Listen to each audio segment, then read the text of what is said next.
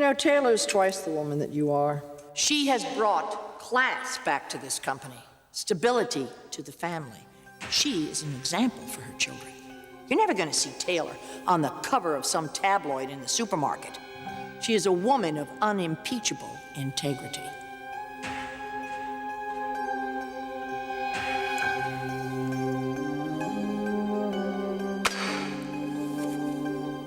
Oh my God.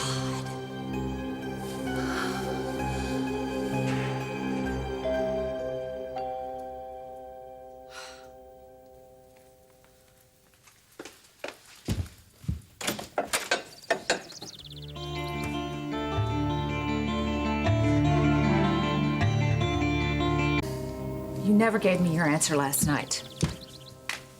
Now, I'm not playing games, Brooke. I'm not going to be put off. This is too important. Your affair with Hector. There was no affair, and you know that. All I know is what I saw. You and a hunky fireman in a compromising situation. Brooke, there was nothing compromising about it. I've already told you what happened. Well, I want to know how you're going to explain it to Ridge. I mean, you are going to tell him. Yes, I'm going to tell him when he gets back. But I want your assurance you're not going to stick your nose in this and stir the pot by trying to tell him first. You afraid he might get an earful? I mean it, Brooke. I mean it. Stay out of this, and don't try to make it into something that it's not. Taylor, you were standing there in your bedroom, in your underwear, with a man other than your husband, and you were kissing. I told you, Hector was Just comforting you because Ridge left you high and dry for the New Year's. But there's more to it. What are you talking about? Hector stood there in front of us, and he declared his love for you. Now, he doesn't seem like the kind of guy that would pursue a married woman unless there was some kind of encouragement. No, I never encouraged Hector. Shall we ask him? No, we are not going to do anything because you are going to stay out of this. No, I'm not. I was married to Ridge. I shared a life with him. I have a child with him. If you think I'm gonna just turn my head so that you and Hector can have your fun... There was nothing going on between Hector and me. There is no Hector and me. It's nothing like what you're insinuating. Oh, come on, Taylor.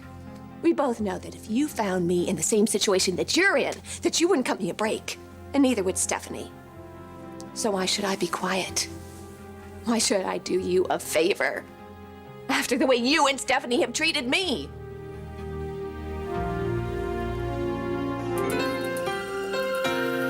Not Stephanie. No. But we all know how she feels about you. Taylor the saint. Taylor the do no wrong. The only woman moral enough for her precious son. Taylor, Taylor, Taylor. Do you know how many years I've heard that? How I couldn't live up to you? I was the slut from the valley, and that I should be ashamed. Do you know what that's like? Hearing that day in and day out, that your life counts for nothing? That I better just blow my brains out instead of inflicting myself on anybody else? No, because Stephanie never said one bad word about you. Well, it doesn't mean that I don't think she's gone too far at times. Didn't bother you enough to come to my defense. I would never wish that woman on my worst enemy. Which I'm not. I mean, I haven't been. It might have seemed that way at times, but... Because of Ridge. Brooke, I fought so hard to get back to him, only to learn that you had married him. It didn't stop you from trying to get him back. Because in my heart, we were still married. We had 3 children together, and I just wanted to come back home and be with my family and have everything back like it was. And you got it. Because Stephanie helped you by faking a heart attack. But it didn't turn out to be the marriage that you expected. No, it's no secret that we have our troubles. But I know if we work on our problems... You made Ridge the problem. You kicked him out of the house because he wasn't over me. You made him go to counseling. But there's more to the story. And after what I saw last night, it's really not too hard to figure out. This isn't about Ridge. It's not about me. It's about you. You're the reason that your marriage is falling apart. Maybe because you're in love with another man?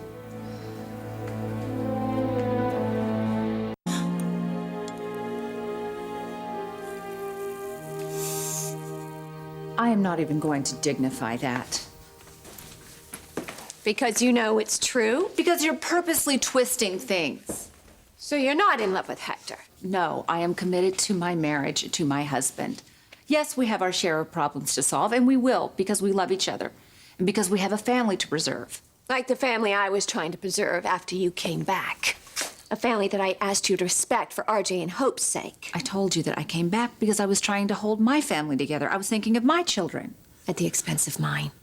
Even when I took care of Thomas and the girls like they were my own the entire time you were gone. And I've also told you that I'll be forever grateful to you for that. But not grateful enough to leave everything alone.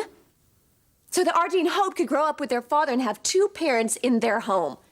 RJ really misses his father. And here you are, poor woe is me Taylor, because Ridge didn't come home for the holidays. Well, Ridge has been gone out of RJ's life for months, and you didn't even give that a passing thought. All that mattered to you is that you had Ridge back. Oh, please, you're sitting there acting like you've been pining away for Ridge all these months, when the truth is, the very next moment you were telling Nick that he's your destiny.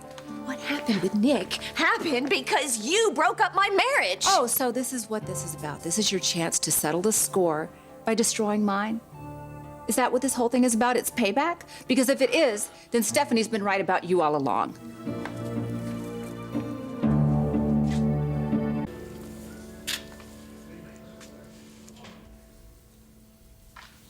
Stephanie. Glad you brought her up. What would Stephanie say if she knew you had been unfaithful? I haven't been unfaithful. I wonder if Ridge would see it that way. If that's some sort of threat. I'm just saying, with a few well-chosen words, I could end your marriage just like that. With the added bonus of shutting Stephanie up for good. Unless, of course, she wanted to defend you. But if she wants to protect her son, then she'll turn against you. I wonder what other sins you've committed without any of us knowing. You would actually destroy my life and destroy my children's lives just so you can have your revenge? No, this isn't about revenge. And don't you dare suggest that I would hurt Thomas and the girls. I love them, and I always will. You didn't win Ridge. Stephanie won him for you. What kind of marriage is it? It's a marriage that has been flawed and will be flawed forever because of something that you did behind Ridge's back, something that he should know about. Damn it, Brooke, listen to me. No, you listen to me. Hector thinks that you deserve better. Well, I think Ridge does. He deserves somebody who obviously loves him much more than you do. And do you believe that's you? He's my husband. You back off. Okay, you say you love my children. You say you care about them. If that's true, then why don't you take the higher ground and stay out of this? And Ridge? I'll tell him. I'll tell him everything myself. Because despite what you think, I want my marriage.